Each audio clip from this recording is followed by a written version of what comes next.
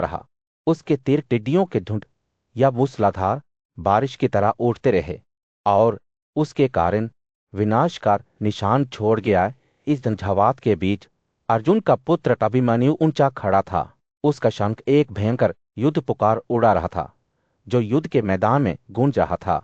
वह एक जलती हुई छड़ी था जो अपने रास्ते में सब कुछ खा रहा था, जैसे सूखी घास एक ओगर आग से जल रही थी। उसके तीर तेजी से और सही उड़ रहे थे, यहाँ तक कि सबसे मजबूत योद्धाओं के कवच को भी ठेद रहे थे। जैसे जैसे लड़ाई बढ़ती गई, कौरव भय से भागने लगे। उनकी चीखों की गूंज हवा में गूंजती रही, क्योंकि वे अभिमन्यु के अतक हमले का शिकार हो गए। मैदान जल्द ही मारे गए योद्धाओं के शवों से बिखरा हुआ था। उनके हाथ उनके शरीर से कटे हुए थे, उनके धनुष और तीर टूटे हुए और थिर पड़े थे। राई का शोर सूर्य युद्ध के मैदान में गिर पड़ा। जब कौरवों के राजा धृतराष्ट्र ने अपने बेटे अभिमन्यु को युद्ध में उतरते देखा, वह युवा योद्धा जो मुश्किल से एक बचा था लेकिन मजबूत और गर्वित था, अपने 3 साल के घोड़े पर सवार होकर दुश्मन के शिविर के बीच में घुस गया। हमारे महान योद्धाओं में से कौन अर्जुन के बेटे का पीछा कर रहा था? धृतराष्ट्र ने अपने सारथी संजय से पूछा। संजय ने जवाब दिया, युधिष्ठिर, भीम, शिखंडी, सात्यकी, नकुल और सहदेव, धृष्टद्युम्न, विराट, द्रुपद, केकया, केतु और मत्स्य योद्धा सभी युद्ध के लिए दौड़ पड़े और उनके साथ अभिमन्यु के सर उनके मामा वे ओगर योद्धा थे जो युद्ध के काम में खुद को त्याग करते थे। वे उस मार्ग पर चलते थे जो अभिमन्यु ने बनाया था, अपने प्यारे बेटे को बचाने के लिए उत्सुक थे। जैसे ही कौरव योद्धाओं ने देखा पांडवों की सेना अपने रिश्तेदारों को बचाने के लिए दृढ़ संकल्प के साथ आगे बढ़ी, लेकिन सिंधुओं के राजा और एक कुशल योद्धा जयद्रथ उनके खिलाफ दृढ़ता से खड़े रहे।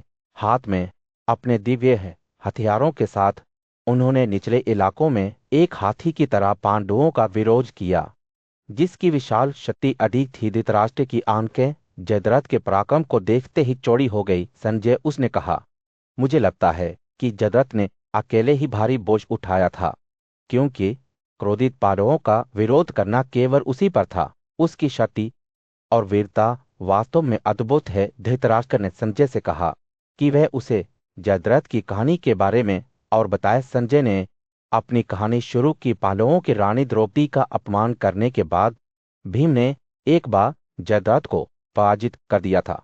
अपमानित और मुक्ति की तलाश में जयद्रथ ने कठोर तक किया। उन्होंने अपनी इंद्रियों को सभी सांसारिक इच्छाओं से रोक दिया, भूख, प्यास और गर्मी को समभाव के साथ सहन किया।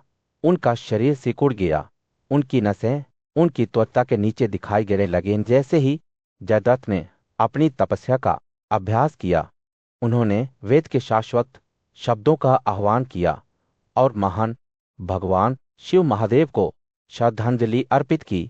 जयद्रथ की भक्ति से प्रेरित होकर शिव ने उन्हें एक सपने में प्रकट किया और उनकी इच्छा पूरी की। भगवान ने पूछा, आप क्या वरदान चाहते हैं? जयद्रथ झुक गया, उसका हृदय श्रद्धा से भर गया। मैं शक्ति चाहता हूं, उसने कहा। पांडु के 5 पुत्र युधिष्ठिर, भीम, अर्जुन, नकुल और सहदेव को युद्ध में रोकने के लिए, हालांकि वे शक्तिशाली योद्धा हैं। शिव ने जयद्रथ पर मुस्कुराते हुए अपनी इच्छा व्यक्त की। अर्जुन के पुत्र अभिमन्यु को छोड़कर जयद्रथ की इच्छा पूरी हो गई। एक भयंकर युद्ध के बीच संजय राजा धृतराष्ट्र के सामने खड़ा हुआ और जयद्रथ की बहादुरी की कहानी सुनाने लगा।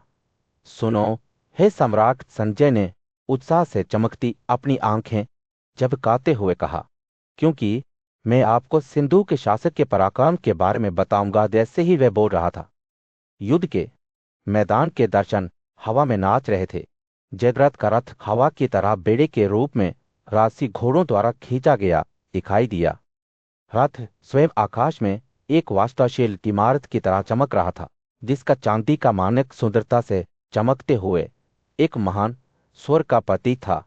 अपनी सफेद छतरी और उसके ऊपर उछलती हुई याकपूंछ के साथ जयद्रथ ने एक अलौकिक भव्यता का विकिरण किया, जो चंद्रमा की याद दिलाता है, जो आकाश में चमक रहा था। जैसे जैसे संजय ने वर्णन करना जारी रखा। जयद्रथ का पराक्रम स्पष्ट हो गया। उन्होंने अपना विशाल धनुष निकाला और हर मोड़ पर पांडवों की सरमी को छेदते हुए तीरों की एक धार छोड़ी। सात्यकी 3 तीरों का शिकार हो गया, जबकि वृकोदर को 8 से मारा गया। धृष्टद्युम्न और द्रौपद को समान रूप से नुकसान हुआ। प्रत्येक को कई शाहतों से छेदा गया। केकयों को भी नहीं बख्शा गया, क्योंकि जयद्रथ का धनुष घातक सटीकता के साथ गा रहा था। सिंधुओं का शासक अजय प्रतीत होता था। उसके कारनामे मिनट दर मिनट अधिक उल्लेखनीय होते गए। जब युधिष्ठिर स्वयं 70 तीरों से मारा गया तो इसने केवल जयद्रथ की बहादुरी के लिए प्रतिष्ठा को बढ़ाया। पांडव सेना के अन्य नायकों को भी इसी तरह निशाना बनाया गया, जिनमें से प्रत्येक जयद्रथ के अधिक हमले से पहले गिर गए। लेकिन फिर कुछ असाधारण हुआ। क्रोधित और दृढ़ संकल्पित भीम ने जयद्रथ के धनुष को निशाना बनाया और उसे एक एकल पारिश किए हुए डंडे से मारा। सिंधुओं के शासक हालांकि बेपरवाह थे। उन्होंने तुरंत एक और धनुष प्राप्त किया और पांडवों पर अपना हमला जारी रखा। लड़ाई जारी रही, जिसमें कोई भी पक्ष एक चौथाई भी नहीं दे रहा था। जयद्रथ के घोड़े गिर गए, लेकिन वे हार से विचलित हुए बिना लड़ते रहे। भीम ने अपने लचीलेपन के इस प्रदर्शन को देखते हुए अपनी कार से छलांग लगा दी और सात्यकी के वाहन की कमान संभाली। जैसे शेर एक पर्वत की चोटी पर प्रभुत्व का दावा कर रहा हो, किनारे से देख रहे सैनिकों ने जयद्रथ के कौशल को सभी के लिए स्पष्ट कर दिया। यहां तक कि पांडवों ने भी उनकी बहादुरी को स्वीकार किया। उनके चेहरे सिंधु के शासक पर भय को दर्शाते थे, जिन्होंने अकेले ही उनकी सामूहिक शक्ति का विरोध किया था। जैसे ही संजय ने अपनी कहानी समाप्त की, राजा धृतराष्ट्र ने जयद्रथ की अधिक भावना के प्रति ने सम्मान के साथ उनकी ओर देखा।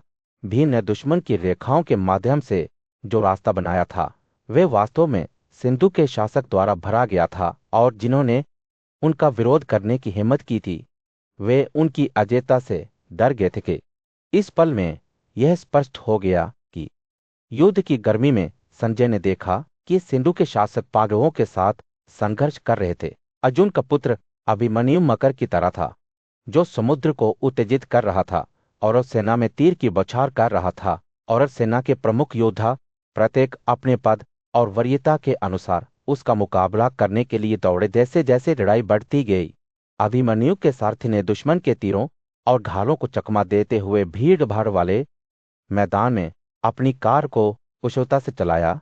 अभिमन्यु खुद गतिविधि का एक बवंडर था। अपने तेज डंडों से दुश्मन को काट रहा था। उसने विषसेन के सारथी को मार डाला और विषसेन के धनुष को काट दिया, जिससे राजकुमार अपने घोड़ों पर भाग गया। घटना के इस मोड़ पर कौरव योद्धा खुशी से भर गए। उन्होंने कहा, उत्कृष्ट उत्कृष्ट, क्योंकि उन्होंने अभिमन्यु का पराक्रम देखा था। लेकिन उनकी जीत अल्पकालिक थी, क्योंकि वसंतिया जल्द ही घटनास्थल पर दिखाई दिया। युवा योद्धा को नीचे लाने के लिए दृढ़ संकल्प था। 60 सोने के पंखों वाले तीरों के साथ उसने अभिमन्यु को छेद दिया और उसे ताना मारते हुए कहा, जब तक मैं जीवित हूं तुम जीवन से नहीं बचोगे। विचलित हुए बिना अभिमन्यु ने अपनी लाठी से एक दूर तक का डंडा निकाला और वस्तीय को सीने में मारा, जिससे राजकुमार जमीन पर गिर गया। उनके नेता की मृत्यु ने केवल कौरव योद्धाओं के क्रोध को हवा दी और उन्होंने अभिमन्यु को घेर लिया। अपने धनुष और तीरों को एक काले अंतहीन समुद्र की तरह फैलाया। जैसे ही युद्ध अपने चरमोत्कर्ष पर पहुंचा, अभिमन्यु के क्रोध की कोई सीमा नहीं थी। तूफानी हवा की तरह उड़ते हुए उसने दुश्मन के बाद दुश्मन को मार डाला। सभी दिशाओं में अंग और सिर उड़ा। धरती पर गिरे हुए लोगों, उनकी पुष्पमाला और डहने रथों, ढालों और सोने की जंजीरों के मलबे के बीच बिखरे हुए थे। युद्ध के मैदान ने एक भयानक दृश्य प्रस्तुत किया, जो मारे गए क्षत्रियों से भरा हुआ था, जो महान वीरता के साथ जीते थे और मर गए थे। उनके डाक के कोट, जो कभी चमकीले चमकते थे, अब टूटे हुए और जमीन पर पस्त पड़े थे। अराजकता के बीच अभिमन्यु का अपना रूप अदृश्य हो गया, लेकिन सोने से अलंकृत उनका डाक का कोट दिखाई दे रहा था, जो उनके अधिक क्रोध का एक प्रकाश स्तंभ था। जैसे ही वे युद्ध के मैदान में एक के बाद एक दुश्मन को मारते हुए घूमता रहा, कोई भी उसकी ओर बिना उसके प्रज्वलन से अंधे हुए नहीं देख सकता था। वह खुद सूरज की तरह था, सभी दिशाओं में चमकता था। उसके साथ प्रकाश की किरणों की तरह उड़ते हुए उन लोगों को मार गिराते थे जो उसका विरोध करने की हिम्मत करते थे। युद्ध तेज हो गया। स्टील और खून का एक झंझावात, जिसके केंद्र में अभिमन्यु था, जिसे रोका नहीं जा सकता था, और वह आदि था। सूर्य ने युद्ध के मैदान में दस्तक दी। जब सेनाएं स्टील और धूल के उन्माद में भिड़ गई, संजय ने विस्मय और घबराहट के मिश्रण के साथ देखा जब अर्जुन के पुत्र युवा राजकुमार अभिमन्यु ने प्रकृति की शक्ति की तरह कतिरथ सेना के रेकों को फाड़ दिया। अभिमन्यु का पराक्रम अतुलनीय था। महान योद्धा के अधीन वर्षों के प्रशिक्षण से उनके कौशल को पूर्णता मिली। वे एक ऐसी तरलता के साथ आगे बढ़े जिसने उनकी युवावस्था को झुठलाया। उनका रथ घातक सटीकता के साथ दुश्मन की रेखाओं को काट रहा था। उनका सामना करने वाले योद्धा उनकी क्रूरता का कोई मुकाबला नहीं थे, और वे उनके सामने एक लाठी के सामने गेहूं की तरह गिर गए। जैसे ही अभिमन्यु आगे बढ़ा, उसके दुश्मन आश्चर्य और भय की भावना से भर गए। उन्होंने उसके जैसे किसी योग को पहले कभी नहीं देखा था। 1000 योद्धाओं की ताकत और कौशल वाला योग। उसका रथ गति का धुंधला था, उसके पहिए घूम रहे थे जब वह दुश्मन के रेकों को आसानी से काट रहा था। लेकिन अभिमन्यु की अविश्वसनीय क्षमता भी युद्ध के ज्वार को हमेशा के लिए रोक नहीं सकी। साल्या के बेटे राजकुमार रुकमरत ने अपनी सेना को एकजुट किया और आगे बढ़कर युवा योद्धा को मार गिराने का दृढ़ संकल्प किया। एक शक्तिशाली गर्जना के साथ रुकमरत ने अभिमन्यु पर 3 डंडे और 3 और उसकी बाहों में दाग कर खुद को उड़ा लिया। अभिमन्यु की प्रतिक्रिया तेज और निर्दयी थी। अपनी तलवार के एक झटके से उसने रुकमरत को काट दिया और उसे जमीन पर गिरा दिया। राजकुमार का शरीर वहां पड़ा हुआ था, शांत और शांत, क्योंकि अभिमन्यु ने हमलावरों की अगली लहर की ओर अपना ध्यान केंद्रित किया। लड़ाई घंटों तक चलती रही, जिसमें कोई भी पक्ष एक इंच भी नहीं दे रहा था। लेकिन धीरे धीरे अभिमन्यु ने बढ़त हासिल करना शुरू कर दिया। उनके गंधर्व हथियार महान योद्धा तमोरु द्वारा उन्हें दिए गए एक रहस्यमय और शक्तिशाली उपकरण ने उन्हें अपने दुश्मनों को भ्रमित करने और आसानी से उनके रैंकों को काटने की अनुमति दी। जैसे ही सूर्य युद्ध के मैदान में अस्त होने लगा, अभिमन्यु विलीन हुआ, लेकिन टूट फूट कर खड़ा हो गया। उसका रथ तीरों से ढका हुआ था। उसके पहिए हिल रहे थे, क्योंकि वह चलने के लिए संघर्ष कर रहा था। लेकिन जब वह हमलावरों की अगली लहर का सामना कर रहा था, तब भी युवा राजकुमार को पता था कि उसने एक बड़ी जीत हासिल की है, जिसे आने वाली पीढ़ियों के लिए याद किया जाएगा। अंत में यह अभिमन्यु नहीं था जो लड़खड़ा गया, बल्कि उसके दुश्मन थे। एक एक करके वे उसके सामने गिर गए, उनके शरीर टूट गए और अभी भी जमीन पर थे। और जैसे ही धूल जम गई, युवा राजकुमार लंबा खड़ा हो गया। उसकी छाती पर श्रम से भरी हुई थी। उसकी आंखें एक भयंकर आंतरिक प्रकाश से चमक रही थीं, क्योंकि उस क्षण अभिमन्यु अजय था, एक सच्चा योद्धा जो युद्ध की आग में फंस गया था और जीवित रहने की इच्छा से शांत हो गया था।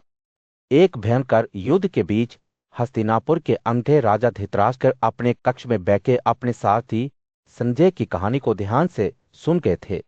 यह कहानी सुभद्रा के पुत्र अभिमन्यु नामक एक युवा योद्धा की महान वीरता और बहादुरी की थी, जिसने धृतराष्ट्र की सेना की संयुक्त सेनाओं के खिलाफ अकेले ही लड़ाई लड़ी थी। जैसे ही संजय ने बात की, धृतराष्ट्र की आंखें आश्चर्य से चौड़ी हो गई।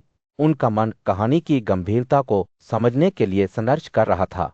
मुझे बताइए, हे सोपा, उन्होंने कहा, दुर्योधन की पिटाई और 100 राजकुमारों के मारे जाने के बाद मेरे योद्धाओं ने कौन सा मार्ग अपनाया? संजय की आवाज एक उदास स्वर में आ गई जब उन्होंने उन घटनाओं को याद किया जो सामने धृतराष्ट्र की सेना के योद्धाओं को परास्त कर दिया गया था। उनके शरीर पसीने से भीग गए थे, उनकी आंखें दर्द से जंगली हो गई थीं। वे अपने घायल साथियों को छोड़कर भाग गए और अपने घोड़ों और हाथियों को अपनी पूरी गति से प्रोत्साहित किया। महान योद्धा द्रोण अपने बेटे और अन्य शक्तिशाली कार योद्धाओं के साथ अभिमन्यु के खिलाफ आगे बढ़े, लेकिन युवा राजकुमार दृढ़ रहा। उसका दिन अटूट था। धृतराष्ट्र की सेना के योद्धा एक एक करके उनके सामने गिर पड़े। उनके कवच अभिमन्यु के तीरों से छिद्रित हो गए।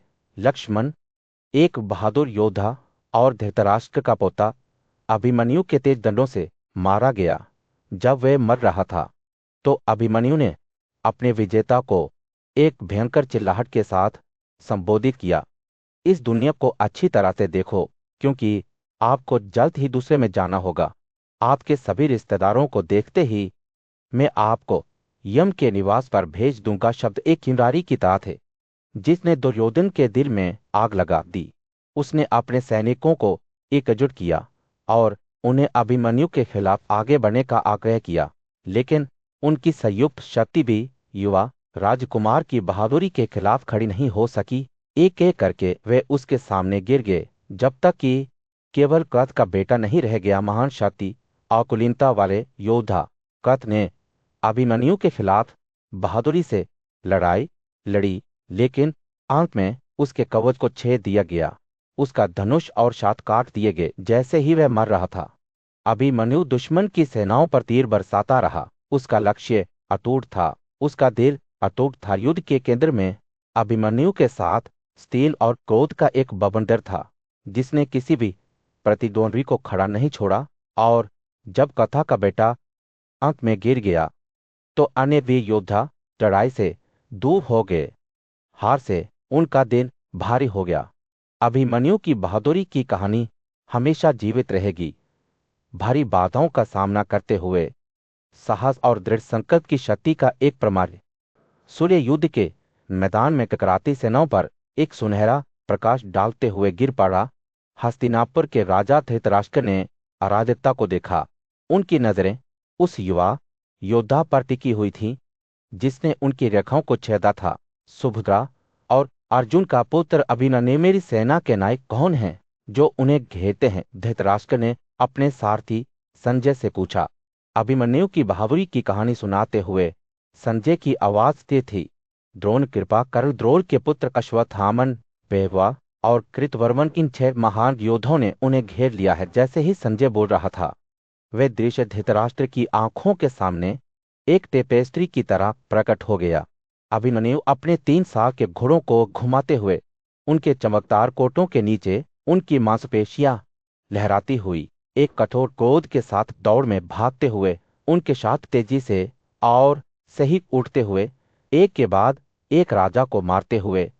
जब वह सवारी कर रहा था, भयंकर तीव्रता से चमकती आंखों वाले द्रोण ने अभिमन्यु पर एक के बाद एक तीर दागे, लेकिन युवा योद्धा ने प्रत्येक प्रहार को आसानी से टाल दिया। उसके अपने तीर मक्खन के माध्यम से कर्म चाकू की तरह द्रोण के कवच को छेद रहे थे। द्रोण का पुत्र अश्वत्थामन अभिमन्यु पर 25 छोटे तीरों से प्रहार करते हुए युद्ध में शामिल हो गया, लेकिन युवा योद्धा केवल दृढ़ खड़ा रहा। उसकी आंखें अवज्ञा से चमक रही थीं। अंके पराक्रमी योद्धा कर्ण अपने रथ पर सवार होकर आगे बढ़े। उनके चौड़े सिर वाले तीर ओलावृष्टि की तरह अभिमन्यु की ओर उड़ रहे थे, लेकिन युवा योद्धा को सावधान नहीं होना पड़ा। उन्होंने कर्ण के घोड़ों और रथ चालकों को तेजी से मारा, जिससे योद्धा खुद कमजोर हो गए। जैसे जैसे लड़ाई बढ़ती गई, हस्तिनापुर के योद्धा अभिमन्यु के अधिक हमले से पहले एक एक करके गिर पड़े। कौशल के शासक बेहवाल ने अपने रथ पर चढ़ाई की, लेकिन अभिमन्यु ने उसे एक मजबूत तीर से छेदा, जिससे राजा जमीन पर गिर गया। उनके नेता को गिरते देख 10,000 राजा दहशत में भाग गए। उनके कवच लड़खड़ाते हुए मैदान छोड़ गए। धृतराष्ट्र का चेहरा पीला पड़ गया, क्योंकि उन्होंने अपने सामने नरसंहार देखा। उनके योद्धा जो कभी इतने गर्व और आत्मविश्वास से भरे थे, अब अभिमन्यु के चरणों में हार गए थे। संजय की आवाज थम गई जब धृतराष्ट्र सदमे में उसकी ओर मुड़े। सुभद्रा के बेटे ने वास्तव में खुद को अपने वंश के योग्य नायक साबित कर दिया है, संजय ने धीरे से कहा। और जैसे ही राजा ने युद्ध के मैदान की ओर देखा, वह जानता था कि युद्ध का द्वार अपरिवर्तनीय रूप से बदल गया है। अभिमन्यु की बहादुरी को जल्द ही भुलाया नहीं जाएगा। सूर्य ने युद्ध के मैदान में दस्तक दी जब फाल्गुनी के पुत्र कर्ण का अर्जुन के पुत्र अभिमन्यु से टकराव हुआ। युवा योद्धा ने पहले ही कर्ण को कांटेदार तीर और 50 और डंडों से छेद कर दिया था, जिससे वह और क्रोधित हो गया था। कर्ण ने अभिमन्यु को बराबर संख्या में तीरों से छेद कर जवाब दिया, लेकिन उन्हें आश्चर्य हुआ कि युवक और भी अधिक खून से लथपथ दिखाई दे रहा था। अभिमन्यु का क्रोध स्पष्ट था, क्योंकि उसने कर्ण पर अपना क्रोध फैला दिया था, जिससे वह खून से नहाया गया था। दोनों योद्धा दोनों कुचले और खून से लथपथ फूलों वाले किंसुकों की एक जोड़ी के समान थे। अभिमन्यु ने फिर कर्ण के 6 बहादुर सलाहकारों, उनके घोड़ों और उनके साथ गिरने वाले रथ चालकों को मार डाला। अभिमन्यु ने निडर होकर 10-10 तीरों से अन्य महान धनुर्धरों को भेजते हुए अपना उत्पात जारी रखा। एकत्रित योद्धाओं को उनकी उपलब्धि बेहद अद्भुत लगी।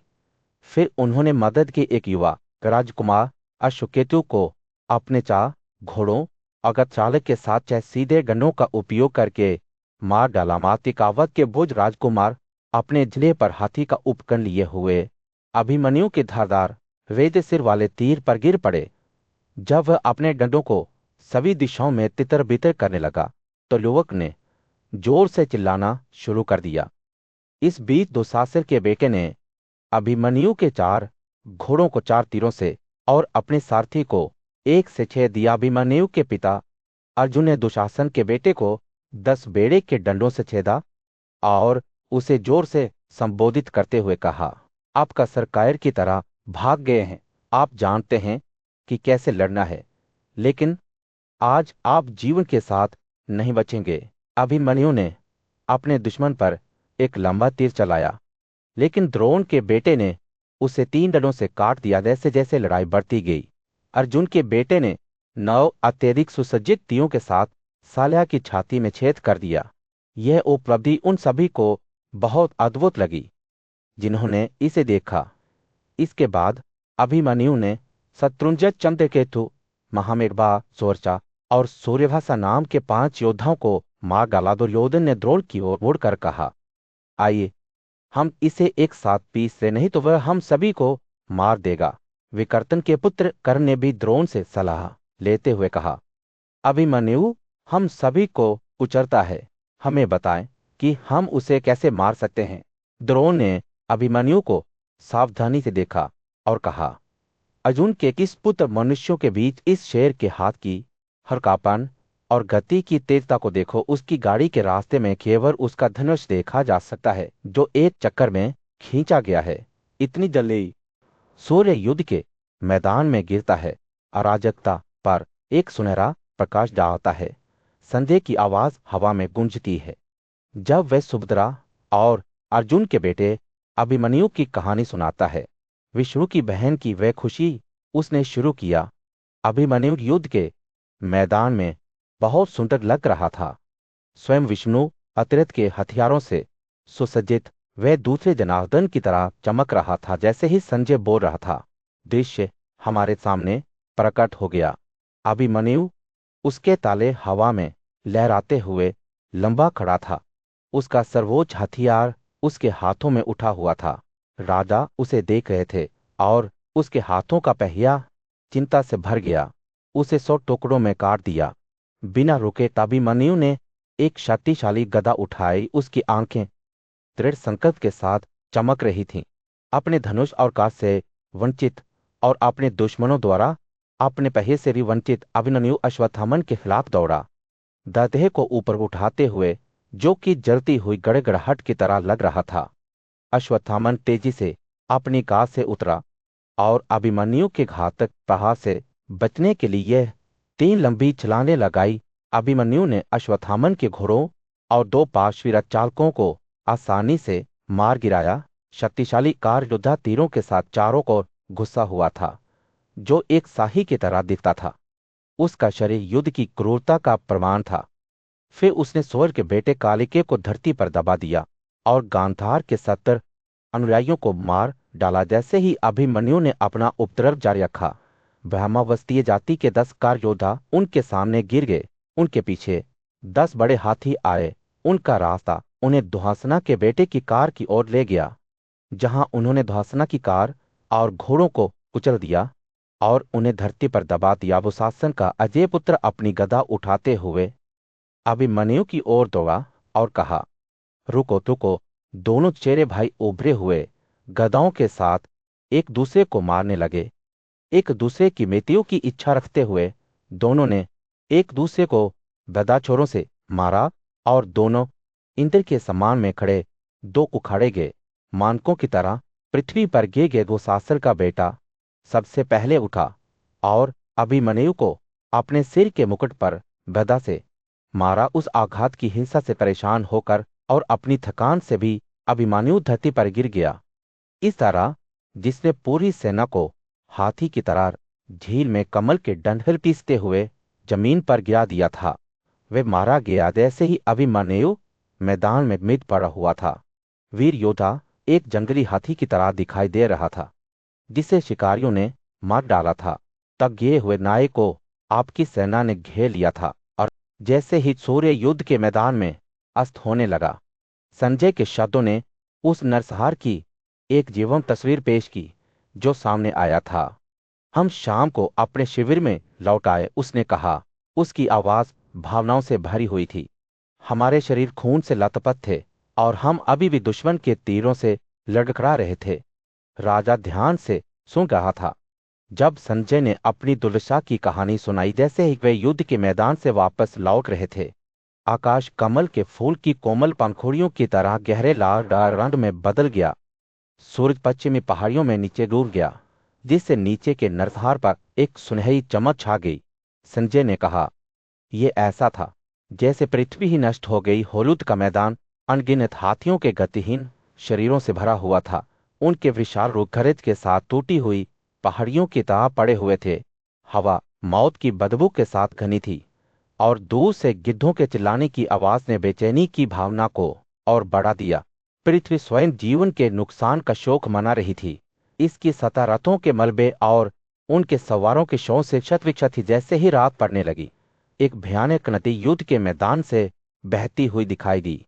उसका पानी गिरे हुए लोगों के खून से लाल हो गया। उसके किनारे पर रथ टूटे हुए थे। उनके लकड़ी के घांचे टुकड़े टुकड़े हो गए थे और टूट गए थे। हाथी चट्टानों की तरह खड़े थे।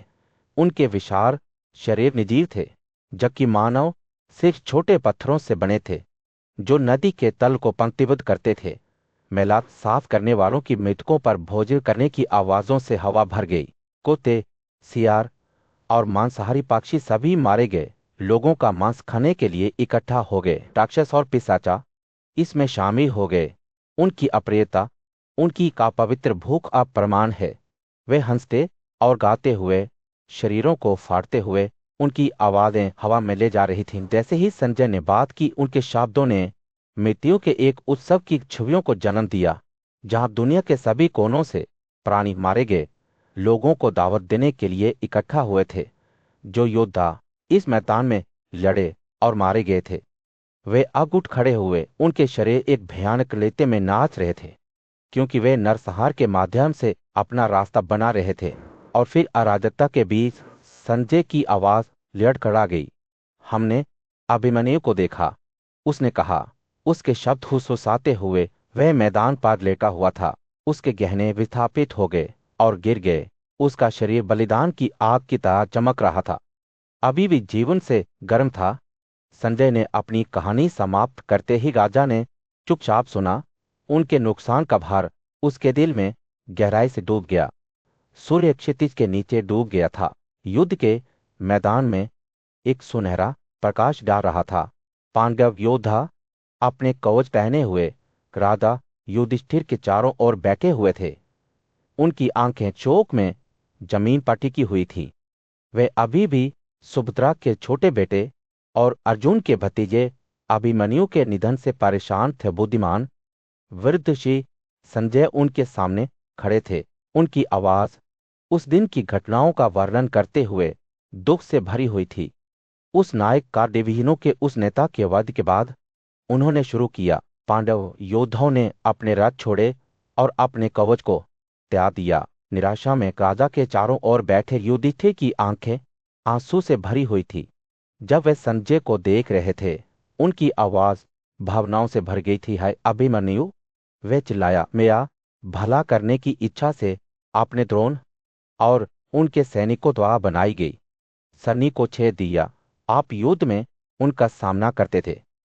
उन शक्तिशाली धनुर्धरों ने बहुत साहस और कौशल के साथ, लेकिन वे आपकी वीरता के लिए कोई मुकाबला नहीं थे। युधिष्ठिर के शब्द खेद के साथ टपकते थे जब उन्होंने अभिमन्यु की बहादुरी को याद किया। आपने युद्ध में हमारे अटूट दुश्मन दुशासन का सामना किया, उसने जारी रखा, और अपने तीरों से आपने उस योद्धा को मैदान से भागने के लिए मजबूर किया जो होश से वंचित था। राजा की आंखें भटक रही थी। उनकी नजर अर्जुन और सुभद्रा की ओर थी जो पास में बैठे थे। उनके चेहरे दुख से भर गए थे। युधिष्ठिर की आवाज कांप रही थी। उनके शब्द अभिमन्यु की मृत्यु के लिए विलाप थे। काश अर्जुन के वीर पुत्र, उसने शोक व्यक्त किया। द्रोण की सेना के विशाल समुद्र को पार करने के बाद, दुशासन के पुत्र का सामना करने के बाद, अंततः यम के निवास में एक अतिथि बनने के लिए मजबूर हो गया। उस खामोशी में संजय की आवाज गूंजती रही, उसके शब्द दुख की रेखा बुनते हुए, जब अभिमन्यु मारा जाएगा तो मैं अर्जुन और अपने प्रिय पुत्र से वंचित सुभद्रा पर अपनी नजर कैसे रखूंगा? उसने पूछा। राजा का विलाप जारी रहा, जैसे कि उसके दिल में सारी पीड़ा बह रही हो। जैसे ही युधिष्ठिर बोले, उनके शब्द भावतम निंदा और अपराधबोध का विषय बन गए। जो अच्छा है उसे प्राप्त करने की इच्छा, उन्होंने कहा, और जीत की उम्मीद में यह मैं ही हूं जिसने सुभद्रा, केशव और अर्जुन के साथ यह बड़ी बुराई की है। अभिमन्यु की मृत्यु की घटनाओं को याद करते हुए उनकी आंखें जमीन पर गिर गई। राजा के शब्द आत्म आलोचना से भरे हुए थे। जो लोभी है वह कभी भी अपने दोषों को नहीं देखता है, उसने कहा। लोभिता मूर्छता से उत्पन्न होती है। शहद के संग्रहकर्ता देखते हैं एक दुखद दृश्य के बीच कुंती के पुत्र और हस्तिनापुर के सही राजा युधिष्ठिर अपने भाई के पुत्र अभिमन्यु के निधन पर विलाप करते हुए बैठे बहादुर युवा योद्धा दुर्योधन की सेना द्वारा युद्ध में मारे गए थे, जो कई महान योद्धाओं से घिरा हुआ था। केवल एक बचा होने के बावजूद अभिमन्यु ने हताश बाधाओं के खिलाफ बहादुरी से लड़ाई जड़ी थी, और युधिष्ठिर दुख में डूब गए थे। जैसे ही वे बैके अपने दुख में खोए हुए महान श्री कृष्णदेव व्यास उनके पास आए। उनकी आंखों में करुणा के साथ व्यास शोक संतप्त राजा को सांत्वना के शब्द बोलने लगे। हे युधिष्ठिर, आप सभी ज्ञान और ज्ञान के स्वामी हैं। व्यास ने धीरे से कहा, आपके जैसे व्यक्ति के लिए आपदाओं से उबरना उचित नहीं है। व्यास ने आगे कहा, वह बहादुर युवक अभिमन्यु कई दुश्मनों को मारने के बाद स्वर्ग में चढ़ गया है। वास्तव में उसने परिपक्व वर्षों में से एक की तरह काम किया, हालांकि वह एक बच्चा था। व्यास के शब्द युधिष्ठिर को सांत्वना देने के लिए थे, लेकिन राजा का दुख गहरा था। युधिष्ठिर ने जवाब दिया, अफसोस, ये पृथ्वी के स्वामी जो खाली जमीन पर लेटे हुए अपनी सेनाओं के बीच मारे गए बेहोश थे। उनमें बड़ी ताकत थी, अन्य फिर से हवा की आवेग और शक्ति से संपन्न थे। उन्होंने उन योद्धाओं की बहादुरी पर विचार किया जो गिर गए थे, और कैसे वे भी अपने महान कौशल के बावजूद मृत्यु के चंगुल से बच नहीं सके। युधिष्ठिर के शब्द बाढ़ में नदी की तरह उछल पड़े जब उन्होंने व्यास से मृत्यु के रहस्य को समझाने के लिए कहा। हे पितामह, आप तो एक देवता से मिलते जुलते हैं। मुझे यह बताएं, मृत्यु कहाँ से है? मृत्यु किसकी संतान है? मृत्यु क्या है? मृत्यु प्राणियों को क्यों दे जाती है? राजा के सवाल आश्चर्य और भय की गहरी भावना से भरे हुए थे। युधिष्ठिर की पीड़ा को महसूस करते हुए व्यास ने एक प्राचीन कहानी सुनानी शुरू कर दी। पुराने दिनों में, उसने कहा, आकंपना नाम का एक राजा था जो अपने बेटे की मृत्यु के कारण सबसे बड़े दुख से पीड़ित था। कहानी एक चित्र के रूप में सामने आ रही जो दुख और हानि के धागे से बुनी गई थी। कंपना का पुत्र खरी एक शक्तिशाली योद्धा था जो इंद्र या स्वयं विष्णु के बराबर था। उसने अनगिनत दुश्मनों के खिलाफ लड़ाई लड़ी थी और महान कारनामों को हासिल किया था, लेकिन अंततः युद्ध के मैदान में गिर गया था। उसके पिता राजा अकम्पना दुख में डूबे हुए थे, अपनी मन की शांति हासिल करने में असमर्थ थे। तथा जब नारद दिव्यषी उनके सामने प्रकट हुए, धन्य राधा ने नारद को सब कुछ बताया जो हुआ था। एक दूर के युग में ब्रह्मांड जीवन से भरा हुआ था। विभिन्न प्रकार के जीव पृथ्वी पर घूम रहे थे, जिनमें से प्रत्येक अपने तरीके से अद्वितीय था। एक समर्पित प्राणी स्थानु इस अद्भुत दृश्य को देख रहा था और करुणा की एक जबरदस्त भावना महसूस कर रहा था।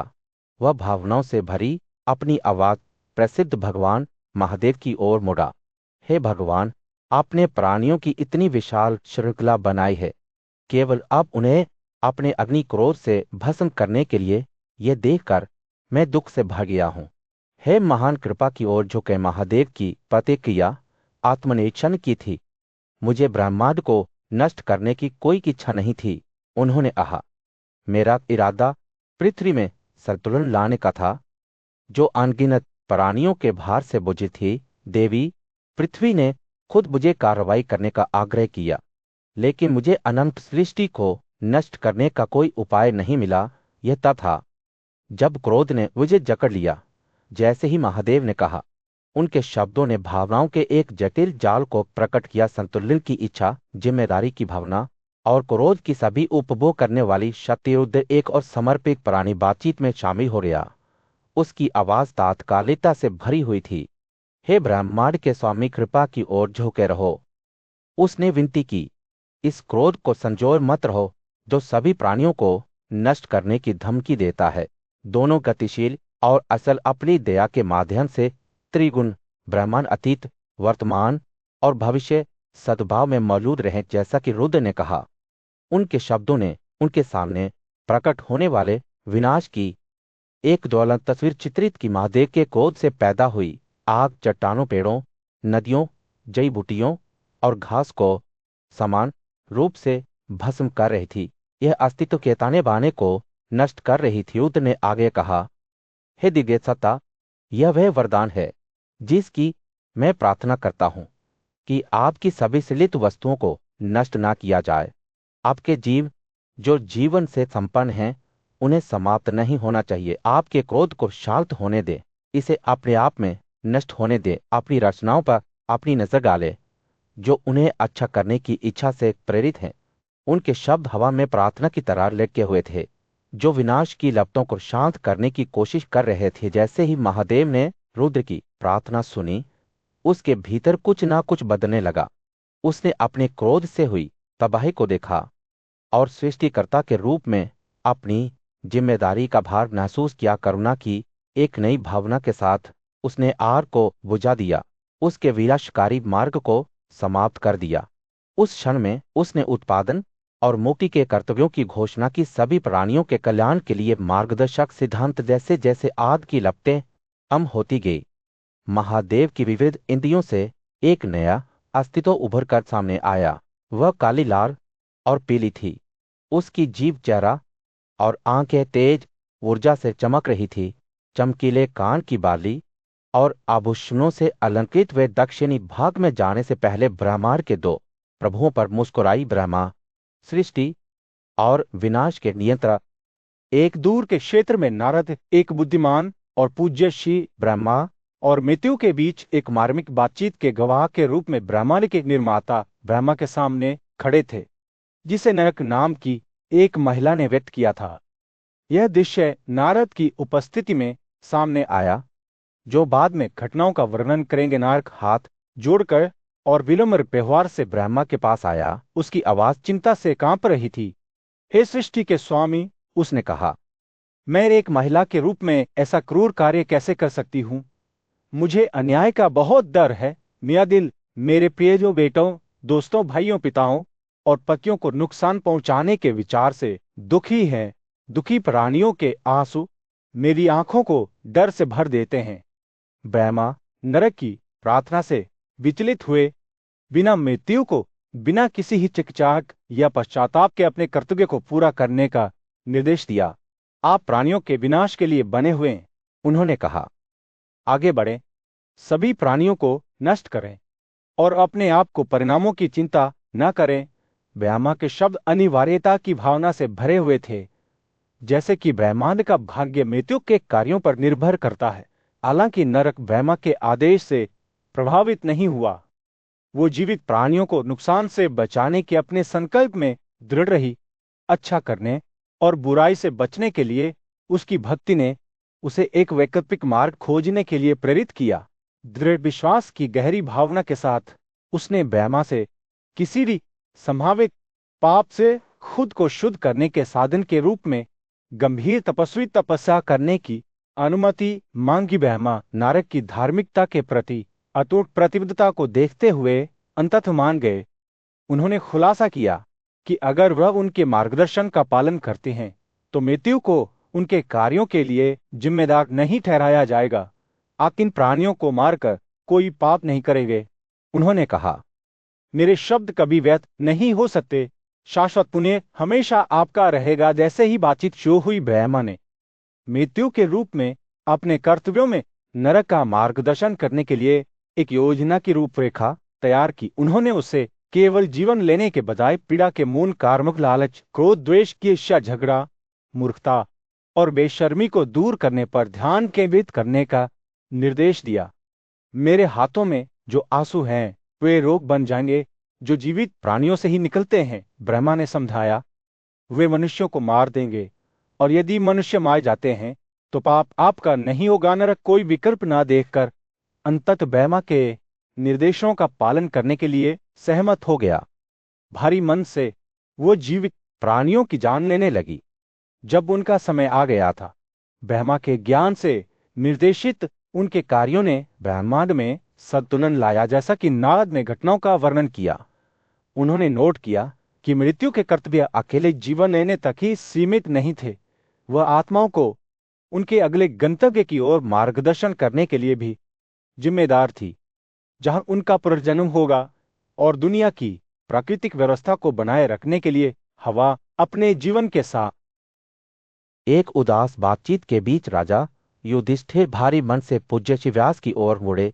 उन्होंने उन प्राचीन राजाओं की कहानियों से सांत्वना मांगी जिन्होंने धार्मिक जीवन व्यतीत किया और महान कार्य किए। व्यास ने अपनी पीड़ा को महसूस करते हुए अपनी दया और भक्ति के लिए प्रसिद्ध राजा संजय की एक कहानी सुनाना शुरू किया। विद्वान श्री नारद और पर्वत से घिरे एक भव्य महल में राजा संजय ने खुली बाहों से उनका स्वागत किया। जब वे एक साथ बैठे तो उनकी सुंदर बेटी आशीर्वाद लेने के लिए अपने पिता के पास गई। श्री उनकी उज्जवल उपस्थिति से प्रभावित हुए और पार्वती ने पूछा कि क्या वह दिव्य का अवतार है या मानव रूप में देवी है। नारद, जो कभी भी प्रेमी था, ने संजय को प्रस्ताव दिया कि वह अपनी बेटी का हाथ उसकी शादी में दे।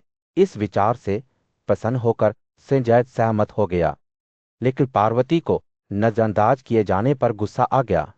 दोनों शियों के बीच तीखी नोकझोंक हुई। नारद ने अपने कार्यों का बचाव किया और पर्वत ने उसे शाप देते हुए कहा कि औपचारिक संस्कारों को पूरा किए बिना उनका मिलन अमान्य हो जाएगा। जैसे जैसे दिन बीतते गए, राजा संजय ने पुत्र की इच्छा से ब्राह्मणों का भोजन और वस्त्रों के भव्य उपहारों से मनोरंजन करना शुरू कर दिया। उनकी भक्ति से प्रसन्न होकर बुद्धिमान लोग नारद के पास गए और उनसे अनुरोध किया कि वे गाधा को महान गुणों और उपलब्धियों से संपन्न एक पुत्र प्रदान करें। नारद ने सहमति व्यक्त की और जल्द ही स्वर्ण शिविन नामक एक बच्चे का जन्म हुआ। राजकुमार बड़ा होकर एक प्रतिभाशाली और शक्तिशाली युवक बन गया और राजा संजय की संपत्ति में तेजी से वृद्धि हुई।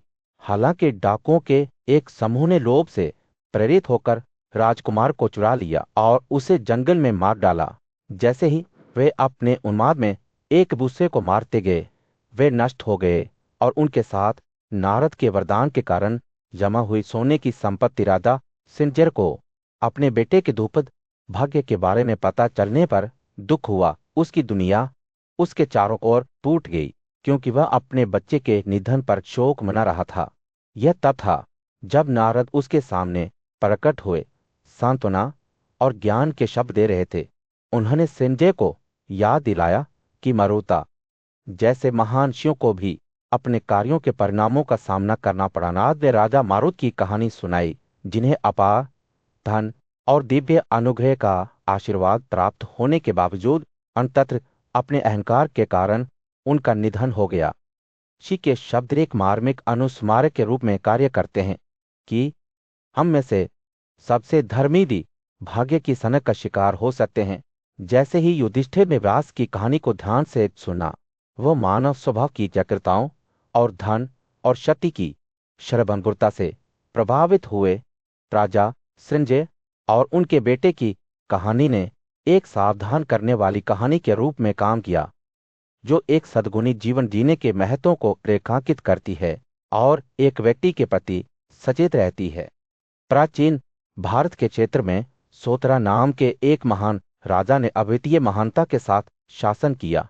उनका राज्य समृद्धि का एक चमत्कार था, जहां देवता स्वयं अक्सर उनकी महिमा को देखने के लिए आते थे। नारद, एक सम्मानित ऋषि, ने राजा सोतरा के असाधारण जीवन के बारे में संजय से बात करते हुए कहा, यह महान राजा है संजय मृत्यु का शिकार हो गए, लेकिन उनकी विरासत जीवित है। राजा सोहोत्रा किसी भी अन्य के विपरीत एक नाई थे, युद्ध में अजय और देवताओं के प्रिय थे। उन्होंने अपने राज्य को धार्मिक साधनों से प्राप्त किया था और अपने बुद्धिमान सलाहकारों, इतुजों, ब्राह्मणों और घरेलू पुजारियों से परामर्श लिया था। इन विद्वान लोगों ने उन्हें पुण्य और धन की खोज में मार्गदर्शन किया और राजा सोहोत्रा ने उनकी सलाह को भक्ति के साथ माना। एक न्यायप्रिय शासक के रूप में राजा सोहोत्रा ने दयालुता और उदारता के साथ अपनी प्रजा की रक्षा की। उन्होंने देवताओं को खुश करने के लिए भव्य बलिदान दिए और अपने भरोसेमंद तीरों से अपने दुश्मनों को पराजित किया। उनके बुद्धिमान नेतृत्व में उनका राज्य फला फूला, जो मेछों और वनचोरों के खतरों से एक पनाहगाह बन गया। बादलों के देवता राजा सोहोत्रा की धर्मनिष्ठा से प्रसन्न होकर उनके राज्य पर सोने की बौछार करते थे, नदियों को तरल खजाने से भरते थे और उन्हें सभी के लिए सुलभ बनाते थे। उन हेसियों दिनों में राज्य की कृत्रिम झीलें रत्नों की तरह चमकती थीं। प्रत्येक की परिधि 2 मील थी। बोनों कुबोरों, मगरमच्छों, मकरों और कछुओं की हजारों सोने की मूर्तियों ने परिदृश्य को सुशोभित किया, जो राजा सोहोत्रा की असीम संपत्ति का एक प्रमाण था। राजा खुद इस चमकदार दृश्य से चकित थे। अपने शासन के तहत जमा हुई अनंतहीन संपत्ति पर आश्चर्यचकित देवताओं के आशीर्वाद से प्रेरित होकर राजा सोहोत्रा ने ब्राह्मणों के साथ अपने भाग्य को साझा करने का फैसला किया। कुरु जंगल में किए गए एक भव्य बलिदान के दौरान उन्होंने अनुष्ठान को पूरा करने से पहले इन पूज्य ऋषियों को असीमित मात्रा में सोना वितरित किया। अपने पूरे शासनकाल के दौरान राजा सोहोत्रा ने अनगिनत घोड़े बलिदान, राजसूय और पवित्र क्षत्रिय बलिदान किए। हर बार ब्राह्मणों को उपहारों के साथ भव्य रूप से पुरस्कृत किया। एक भक्त राजा के रूप में सोहोत्रा दैनिक संस्कारों का भी पालन करते थे, विशिष्ट इच्छाओं को पूरा करते थे जो उन्हें अपने अंतिम लक्ष्य के करीब लाते थे। उनका जीवन धार्मिकता और भक्ति की शक्ति का प्रमाण था। जब राजा सोहोत्रा का अंत में निधन हो गया, तो नारद के शब्द संजय के दिल में गूंजते थे, आपको अपने बेटे है संजय के लिए शोक नहीं करना चाहिए, क्योंकि वह इस महान गाथा के 4 प्रमुख गुणों की बराबरी करने में विफल रहा है। राजा सोहोत्रा की कहानी ने एक अनुस्मारक के रूप में काम किया कि सच्ची महानता पुण्य, दया और भक्ति के जीवन जीने में निहित है। भारत की प्राचीन भूमि में नारद नाम के एक बुद्धिमान ऋषि ने राजा संजय के साथ एक कहानी साझा की। नारद ने शुरू किया, शक्तिशाली राजा पौरव में अपने निधन का सामना किया है, एक विरासत को पीछे छोड़ दिया है जिसे आने वाले युगों तक याद किया जाएगा। राजा के कारनामों ने पौराणिक कथाओं को जन्म दिया और नारद के शब्दों ने सुनने वाले सम्राट की कल्पना को जन्म दिया। जैसे ही नारद बोल रहे थे, उन्होंने राजा पौरव की भव्यता का एक जीवन चित्र बनाया। वे एक न्यायपूर्ण शासक थे। नारद ने कहा, जिन्होंने 1000 गुना 10,000 घोड़े दिए जो सभी बर्फ की तरह सफेद थे। ये राजसी घोड़े कई राज्यों की ईर्ष्या थे। राजा ने एक विशाल घोड़े का बलिदान किया था, एक अनुष्ठान जो दूर दूर से विद्वानों और ऋषियों को आकर्षित करता था। ये विद्वान ब्राह्मण जो शिक्षा और अक्षरा की प्राचीन कलाओं में पारंगत थे, इस दृश्य को देखने आए थे। वेदों के अध्ययन से शुद्ध हुए ब्राह्मण देखने लायक दृश्य थे। उनके चेहरे कोमल रोशनी से चमकते थे और वे शांत आत्मविश्वास की हवा के साथ चलते थे। उन्होंने राजा पौरव से उपहार प्राप्त किए थे, वस्त्र, घर, बिस्तर, कालीन, वाहन और मवेशी जिन्हें वे बहुत महत्व देते थे। लेकिन यह केवल भौतिक धन नहीं था जो ये विद्वान चाहते थे। वे अभिनेताओं, नर्तकों और गायकों के प्रदर्शनों की ओर भी आकर्षित थे, जिन्होंने उनके प्रवास के दौरान उनका मनोरंजन किया। जैसे ही नारद ने अपनी कहानी जारी रखी, उन्होंने राजा पौरव की उदारता की सीमा का खुलासा किया। अपने प्रत्येक बलिदान में नारद ने कहा, उन्होंने 10,000 हाथी दिए जो सुनहरे वैभव से चमकते थे। उनके शरीर पके हुए फलों के रस से चमकते थे। उन्होंने उन्हें सोने से बने रत्न भी भेंट किए जो मानकों और बैनरों से सजाए गए थे।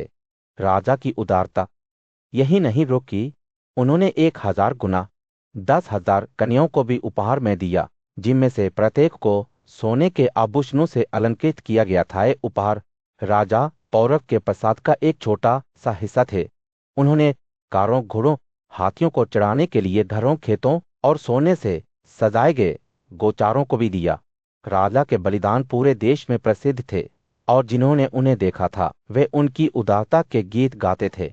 उन्होंने बछड़ों के साथ बछड़े दिए, वे कहते थे, जिनके सींग सोने की तरह चमकते थे और जिनके खुर चांदी की तरह चमकते थे।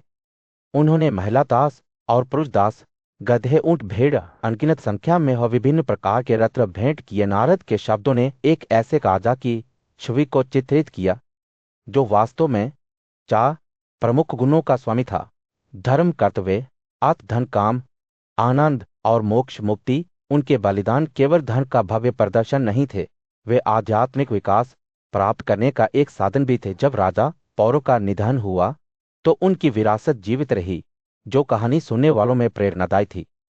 प्राचीन भारत के क्षेत्र में उसे नारा के पुत्र सिवी नामक एक महान राजा ने सर्वोच्च शासन किया। उनके कारनामों में किंवदंतियों की भरमार थी और जो लोग उनकी महानता के बारे में जानते थे, उनके द्वारा उनका नाम विस्मय में फुसफुसाया गया।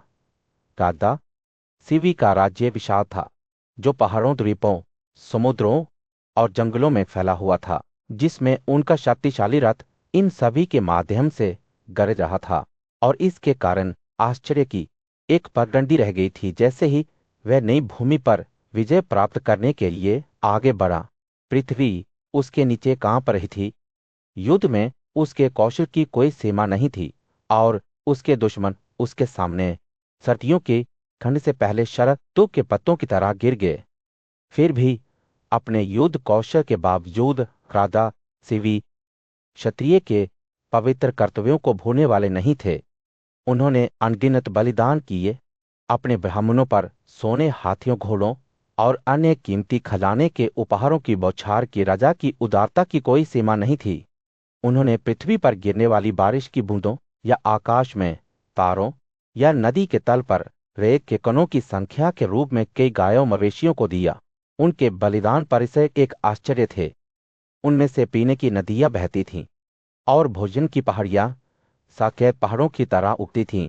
हवा दूध और दही की मीठी सुगंध से भरी हुई थी, जो विशाल झीलों में इकट्ठा होती थी। इन भव्य यज्ञों में भाग लेने वाले ब्राह्मणों की संख्या अनगिनत थी। राजा के अनुग्रह में भाग लेते हुए उनकी आवाजें खुशी से झूम उठी और इन सब के बीच राजा सिवी खड़े थे। उनका दिल देवताओं के प्रति भक्ति से भरा हुआ था। उनकी आत्मा उन्हें खुश करने की इच्छा से चमक रही थी। कहा जाता था कि तत्वों के शक्तिशाली देवता रुद्र ने भी राजा की धार्मिकता पर ध्यान दिया और उन्हें एक वरदान दिया। रुद्र ने घोषणा की, आपका धन, आपकी भक्ति, आपकी प्रसिद्धि और सभी प्राणियों के प्रति प्रेम अटूट हो। और ऐसा ही हुआ। राजा शिव का राज्य समृद्ध हुआ। उनके लोगों ने उनकी पूजा की और उनका नाम महानता का पर्याय बन गया। लेकिन इस नश्वर कुंडली में सभी चीजों की तरह हम में से सबसे बड़े को भी अंततः छोड़ना होगा। जब राजा सीवी देवताओं के राज्य में चला गया तो उसका बेटा सिंजा दुख से अभिभूत हो गया।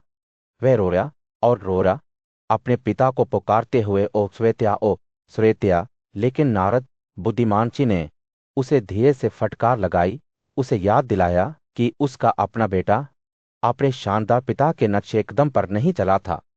आपके बेटे ने कोई बलिदान नहीं किया, कोई बलिदान उपहार नहीं दिया। नारद ने धीरे से कहा, उसने आपकी महानता संजय का अनुकरण करने का प्रयास नहीं किया है। शब्द संजय के दिल में गहराई तक चले गए और वह अपने बेटे की कमियों की सच्चाई का सामना करने के लिए मजबूर हो गया।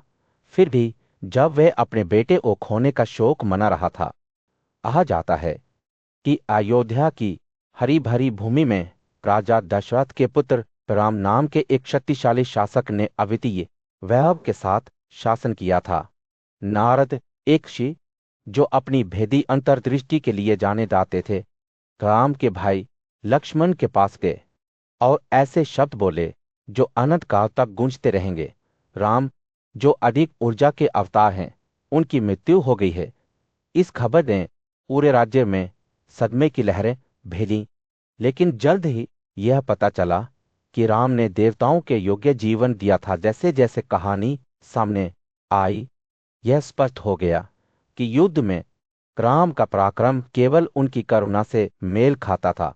14 साल तक वह अपनी पत्नी सीता और अपने भाई लक्ष्मण के साथ जंगल में रहता था, अपसलियों को क्रूर राक्षसों से बचाता था। इसी दौरान रावण, एक शक्तिशाली राक्षस, ने राम को धोखा दिया और सीता का अपहरण कर लिया, जिससे घटनाओं की एक श्रृंखला शुरू हो गई जो इतिहास की दिशा को बदल देगी। लिनास्थानक युद्धग्रस्त परिदृश्य, रामक अटल क्रोधक साक्षी छर जखन ओ 14,000 राक्षस के मारी देल खूनक क्रोधक तुलना स्वयं भगवान शिवक स्केल गिर छल जे विगत युग में असुर अंडक के पराजित केने छलहा पुरस्तिक वंशज रावण अंततः पराजित बगेलहा आ हुनक परिजन आ अनुयायी रामक हादसा हुनक निधनक सामना केरली लोगों ने काम की जीत पर खुशी मनाई और देवताओं ने स्वयं उनके असाधारण गुणों पर ध्यान दिया। ऋषि के रूप में जाने जाने वाले दिवेशियों ने राम की प्रशंसा में भजन गाए, उन्हें धार्मिकता का प्रतीक बताया। जैसे जैसे राम का राज्य फला फूला, उन्होंने जारोथ्या अनुष्ठान सहित भव्य बलिदान किए, जिससे देवताओं के राजा इंद्र को प्रसन्न करने के लिए स्पष्ट मक्खन का भोग लगाया गया। राम की प्रजा उनके बुद्धिमान शासन के तहत समृद्ध हुई और उनका जीवन आनंद और प्रचुरता से भरा हुआ था। हवा मक्खियों और कीड़ों से मुक्त थी और शिकार के जानवर और जहरीले सरीसृप पास जाने की हिम्मत नहीं करते थे। उनके लोग लंबे जीवन जीते थे। प्रत्येक को 1,000 बच्चे मिले और उनकी युवावस्था 1,000 वर्षों तक जीवित रही। जैसे जैसे युग बीतते गए, राम का राज्य पृथ्वी पर एक स्वर्ग बन गया। राक्षस जिन्होंने कभी देवताओं और पितृ पूर्वजों की पूजा में बाधा डाली थी, उन्हें राम ने पराजित कर दिया, जिससे लोग अपने पवित्र अनुष्ठानों को फिर से शुरू कर सके। वरिष्ठों को अब अपने कनिष्ठों के लिए अंतिम संस्कार नहीं करना पड़ा, क्योंकि इस स्वर्ग युग में मृत्यु एक दुर्लभ घटना थी। राम का शासनकाल आश्चर्यजनक रूप से 11,000 वर्षों तक चला। इस दौरान वे शक्ति और सुंदरता के मूर्त रूप बन गए। उनकी प्रजा उनका सम्मान करती थी और उनका नाम पुण्य और उत्कृष्टता का पर्याय बन गया। जब राम अंततः अपने 4 प्रकार के विषयों को अपने साथ लेकर स्वर्ग चले गए, तो दुनिया ने अपने सबसे महान व्यक्ति के निधन पर शोक व्यक्त किया। एक दूर के युग में राजा भागीरथ इक्ष्वाकु के वंशज अभूतपूर्व ऊंचाइयों पर पहुंच गए थे। उनका नाम उदारता और भक्ति का पर्याय बन गया था। गंगा के तट, जिन्हें अब भागीरथ के नाम से जाना जाता है, एक भव्य दृश्य में बदल गए थे, जो सोने की बनी सीढ़ियों से सजाए गए थे। यह राजा की असीम संपत्ति और देवताओं के प्रति उनकी अटूट प्रतिबद्धता का प्रमाण था। जैसे ही राजा भागीरथ के अद्वितीय बलिदानों की खबर दूर दूर तक फैली, उनके दरबार में बड़ी संख्या में लोग इकट्ठा हो गए वे राजा के प्रसाद की भव्यता को देखने और उनसे निकलने वाले आशीर्वाद में भाग लेने